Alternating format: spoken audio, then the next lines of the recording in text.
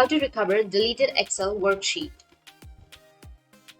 So if you want to recover your deleted Excel worksheet, then what you need to do is first you need to open up your Excel.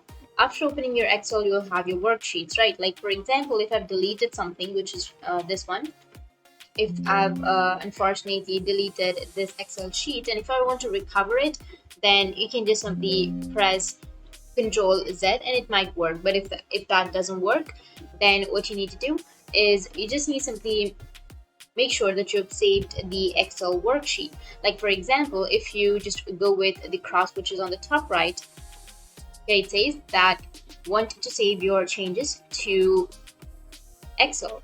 So you just need to simply go with save so that you'll be able to save the work.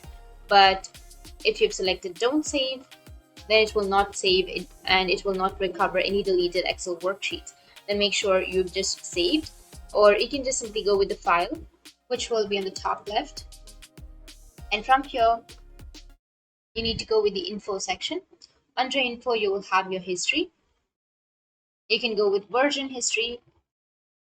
If you have your version history right here, then you just need simply go with the version history and you'll be able to recover what you've saved previously. But if you don't have the version history, it means that you've not saved the word previously and you won't be able to recover your Excel worksheet.